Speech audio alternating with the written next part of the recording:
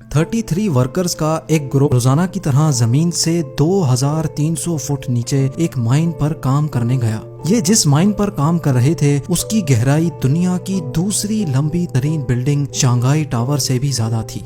इस माइन में जाने का सिर्फ यही एक रास्ता था और बदकिस्मती से वापस आने का भी यही रास्ता था। माइन के बॉटम पर जहां वर्कर्स काम कर रहे थे वहां का टेम्परेचर काफी ज्यादा था और ऑक्सीजन बहुत ही कम।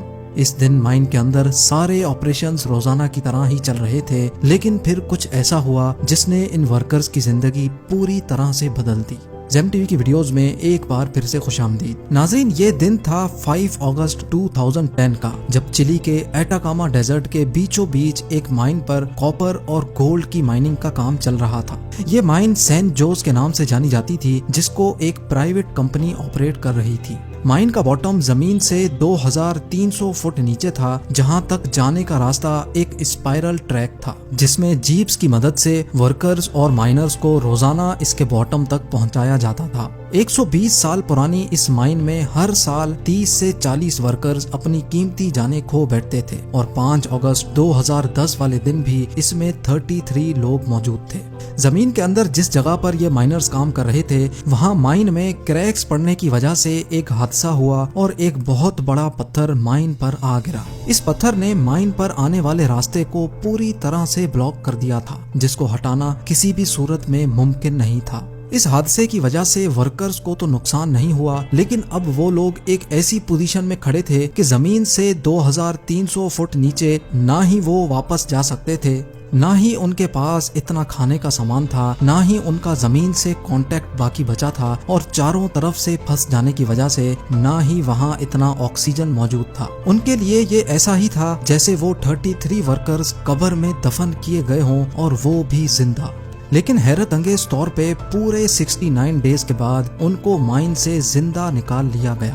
पर आखिर ये मुमकिन कैसे हुआ? अपने साथ सिर्फ एक वक्त का खाना लेकर जाने वाले पूरे 69 डेज तक जिंदा कैसे रहे? कैसे इतने लिमिटेड ऑक्सीजन में उन्होंने गुजारा किया? और जिस माइन को खोदने में पूरे 120 साल लगे थे, उसके बॉटम में फंसे वर्कर्स को निकालने के लिए इंजीनियरिंग टीम को किन किन मुश्किलात का सामना करना पड़ा, ये सब आप जान सकेंगे आज की इस वीडियो में। तो आइए आगे बढ़ते हैं। Challenge number 1। ये खतरनाक कोलैप्स दोपहर 2 बजे हुआ था और उसकी शिद्दत इतनी ज्यादा थी कि ना सिर्फ माइन के एंट्री पॉइंट से मिट्टी का धुआं निकला था, बल्कि उसने आस पास के इलाके को भी हिला कर रख दिया। ये खबर पूरे चिली में आग की तरह फैल गई। माइनिंग कंपनी ने फौरन इमरजेंसी अलर्ट जारी कर दिया। सबको यही फिक्र खाई हुई थी कि उनके प्यारे जिंदा हैं या नहीं, लेकिन उसके लिए जरूरी था कि माइन के अंदर जाकर देखा जाए। माइनिंग कंपनी का कहना था कि इस कोलैप्स की वजह से माइन काफी कमजोर हो चुकी है और उसके अंदर जाना खतरे से खाली नहीं है। इसी वजह से माइनिंग कंपनी ने रेस्क्यू ऑपरेशन करने से इनकार कर दिया। जैसे जैसे वक्त गुजरता जा रहा था, वैसे वैसे माइन में फंसे वर्कर्स के बचने की उम्मीद भी खत्म होती जा रही थी। लेकिन वहीं एक रिटायर्ड माइनर जोस वेगा भी मौजूद था, जो उन फंसे हुए वर्कर्स में से एलेक्स नामी एक वर्कर का बाप था। अपने बेटे को किसी भी सूरत बचाने के लिए जोस अपनी जान खतरे में डालने के लिए राजी हो गया। Challenge number 2। जब रिटायर्ड माइनर जोस अपनी गाड़ी में माइन के अंदर एंटर हुआ तो वहाँ का मंजर बिल्कुल ही अलग था। जोस का कहना था कि जगह जगह माइन में गहरे क्रैक्स पड़े हुए थे और अभी तक छोटे मोटे पत्थर गिरने का सिलसिला जारी था। जोस जानता था कि माइन बहुत कमजोर है और किसी भी वक्त उसको नुकसान पहुंचा सकती है, लेकिन फिर भी वो अंदर जाता रहा। थोड़ा आगे जाकर जोस ने जो देखा वो उसके लिए यकीन करना बहुत मुश्किल था। उसका रास्ता एक मेगा स्टोन ने रोक लिया था। ये वही पत्थर था जिसने पूरी माइन को कोलैप्स किया था, और ये कोई आम पत्थर नहीं बल्कि ये डायोराइट का बहुत बड़ा पहाड़ था। डायोराइट एक ऐसा स्टोन है जो ग्रेनाइट से भी 2 गुना ज्यादा हार्ड होता है। एक अंदाजे के मुताबिक ये पत्थर 7 लाख टन जितना वजनी था, यानी इसका मास दुनिया की सबसे ऊंची बिल्डिंग बुर्ज खलीफा के मास से भी ज्यादा था। अब ये तो तय था कि किसी भी सूरत में ना ही इस पत्थर को काटा जा सकता है और ना ही इसको हटाया जा सकता है। लेकिन क्योंकि जोस ने कई साल इसी माइन में काम किया था, इसी वजह से उसको मालूम था कि इस माइन में वेंटिलेशन टनल भी मौजूद है जो सीधा माइन के बॉटम तक जाता है। लिहाजा जोस ने सर्च पार्टी इकट्ठी की और वेंटिलेशन शाफ्ट से माइन के अंदर जाने की तैयारी शुरू कर दी। अभी वो लोग ये तैयारी कर ही रहे थे कि अचानक एक जोरदार धमाका हुआ। یہ تھا سیکنڈ کولیپس، اور اس کولیپس نے وینٹیلیشن شافٹ کو بھی کرش کر دیا تھا۔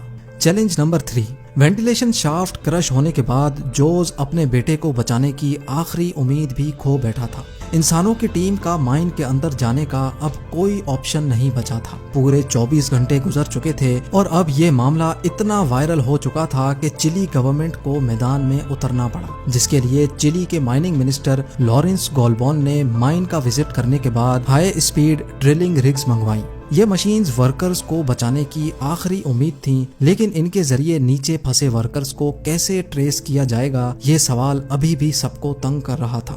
آپریشن ہیڈ راؤل ڈگنینو نے فیصلہ کیا کہ مائن کے 3 حصوں میں 6 انچ وائڈ ہول ڈرل کیے جائیں گے اور کیمرہ کے ذریعے وہاں پھنسے ورکرز کا سراغ لگایا جائے گا۔ لیکن ایک مسئلہ اور بھی تھا۔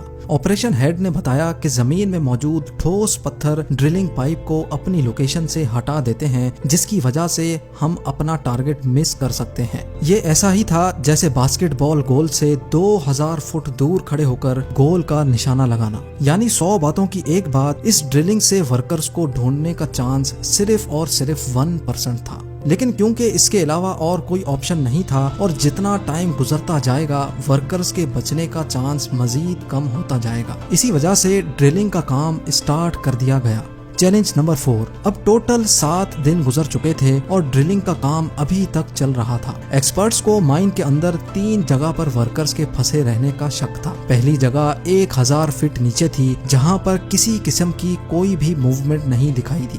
دوسری جگہ 1660 فٹ نیچے تھی، لیکن وہاں پر بھی صرف اندھیرے کے علاوہ کچھ نہیں تھا۔ مائننگ لوکیشن پر موجود لوگوں کی بے قراریاں بڑھتی چلی جا رہی تھیں اور آہستہ آہستہ ورکرز کے بچنے کا چانس بھی کم ہوتا جا رہا تھا۔ ڈرلنگ کا کام دن رات بغیر کسی بریک کے چل رہا تھا اور اب باری تھی تیسری اور لاسٹ لوکیشن پر ڈرل کرنے کی۔ یہ جگہ زمین سے 2300 فٹ نیچے تھی، جہاں پر ایک چھوٹا روم موجود تھا جس کو ریفیوج بھی کہا جاتا تھا۔ کسی بھی ہنگامی حالات میں ورکرز ریفیوج میں اکٹھے ہو جاتے ہیں، جہاں پر 3 دن کا کھانا موجود ہوتا ہے۔ لیکن یہاں ایک اور مسئلے نے جنم لیا، اور وہ مسئلہ یہ تھا کہ ریفیوج تک ڈرلنگ پائپ کو لے کر جانے میں مزید 1 ہفتے کا وقت لگ سکتا تھا، یعنی پہلے ہی 1 ہفتہ گزر چکا تھا اور اب مزید 1 ہفتہ لگنے جا رہا تھا۔ اگر ورکرز ریفیوج تک پہنچ بھی گئے ہوں گے تب بھی ان کے پاس صرف 3 دن کا کھانا موجود ہوگا۔ لیکن اب چونکہ اور کوئی چارہ نہیں تھا، اسی وجہ سے ڈرلنگ کا کام ایک بار پھر سے شروع ہو گیا۔ چیلنج نمبر 5، اب ایکسپرٹس کو ریفیوج تک ڈرلنگ پائپ پہنچانے کے لیے ایک خاص اینگل پر ڈرلنگ پائپ کو اندر بھیجنا تھا تاکہ وہ 2300 فٹ کے بعد سیدھا ریفیوج کو ہٹ کرے۔ لہٰذا ایک خاص اینگل نکالا گیا اور ڈرلنگ کا کام اسٹارٹ ہو گیا۔ مسلسل 7 دن کی ڈرلنگ کے بعد پائپ 2300 فٹ نیچے تو پہنچ گیا، لیکن وہاں پر بھی صرف اندھیرا ہی اندھیرا تھا۔ معلوم پڑا کہ پائپ کا نشانہ ریفیوج سے صرف 100 فیٹ دور جا لگا تھا۔ اب 14 دن گزر چکے تھے اور ورکرز کے زندہ رہنے کا چانس نہ ہونے کے برابر ہی بچا تھا۔ نا امیدی بری طرح پھیل چکی تھی اور آپریشن ہیڈ نے ریسکیو مشن ختم کرنے کا اعلان بھی کر دیا تھا۔ لیکن پھر چلی کے مائننگ منسٹر لارنس گولبون نے اپنی ذاتی کیلکولیشن سے ایک آخری بار ڈرل کرنے کی ریکویسٹ کی، لہٰذا اب آخری بار ڈرلنگ کا کام اسٹارٹ ہو گیا۔ مزید 3 دن کے بعد ڈرلنگ پائپ ایک بار پھر سے 2300 فٹ نیچے پہنچ گیا۔ ابھی پائپ کو نکال کر کیمرہ بھیجنا تھا، لیکن اچانک مائننگ منسٹر کو پائپ میں سے ایک عجیب سی آواز سنائی دی۔ پہلے تو لگا کہ شاید یہ پائپ پر پتھروں کے گرنے کی آواز ہے، لیکن پھر اسٹیتھوسکوپ لگا کر چیک کیا تو یہ ایسی آواز تھی جیسے کوئی انسان پائپ پر ہتھوڑے مار رہا ہو۔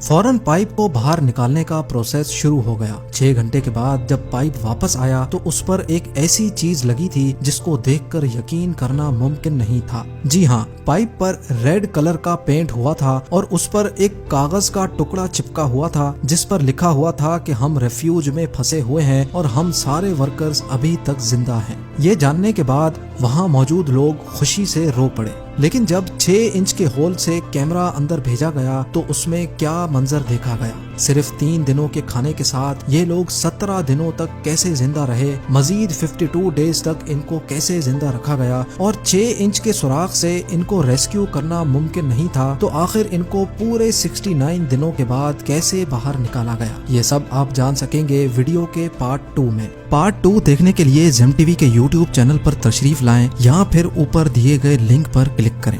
امید ہے زیم ٹی وی کی یہ ویڈیو بھی آپ لوگ بھرپور لائک اور شیئر کریں گے۔ آپ لوگوں کے پیار بھرے کامنٹس کا بے حد شکریہ۔